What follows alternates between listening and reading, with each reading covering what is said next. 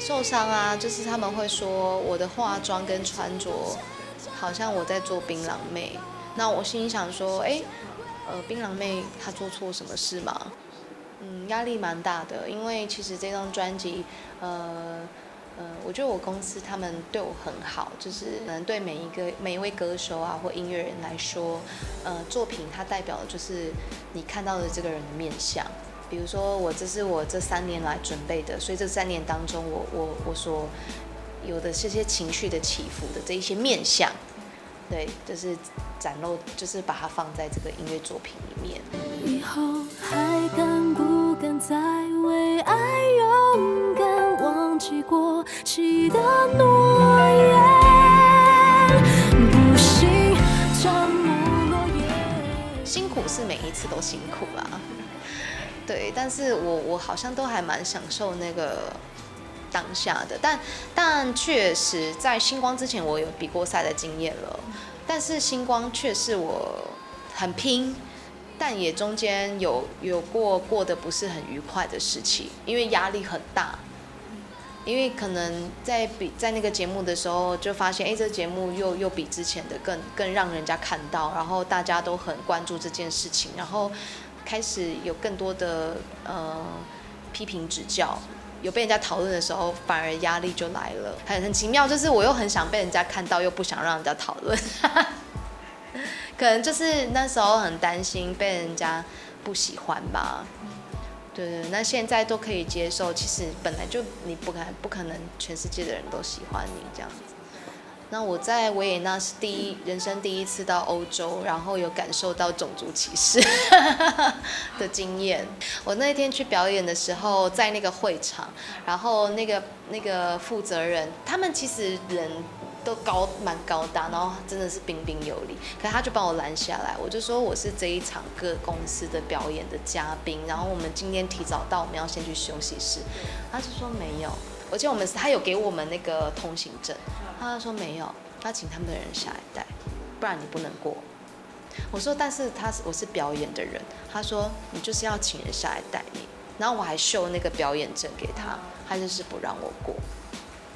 然后之后他们的人下来就说他真的是歌手，他是嘉宾，然后他就也不看我，他就说OK， 就也没有理这样子，就第一次有感受到有一点。我那时候好像跟我朋友在聊天，我也就是还好，但我有感受到，但就是觉得说。可能因为第一次去，我不确定那个对我来讲是不是，我确实有感受到不舒服，可是我又不能很肯定的说他一定是歧视我，所以我就是觉得就是记着，然后就让他过这样。有一段时间也不敢听自己的声音，可是你知道进录音室，其实你会很清楚的听到自己的声音，所以我当时候就很害怕听到自己的声音，也很抗拒听到自己的声音，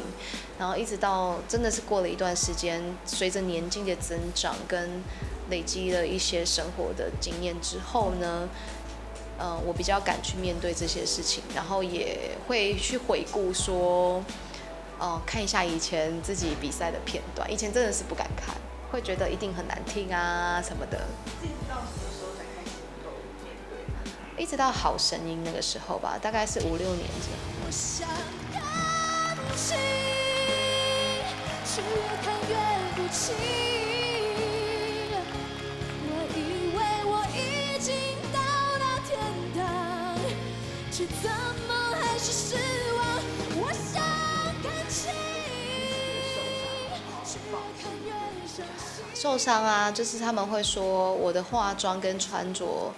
好像我在做槟榔妹。那我心里想说，槟榔妹她做错什么事吗？对，就是她也是一份工作，可是她觉得我站在台上把自己打扮成那样不得体，或者是妆太浓啊，然后就是长相什么长得不怎么样啊，我就觉得说，这是我妈妈给我的礼物。因为我一直都觉得我自己的眼睛很漂亮，然后就觉得这是妈妈给我的礼物啊，但是就有人会去批评这些事情，仿佛好像我全家人都中箭一样。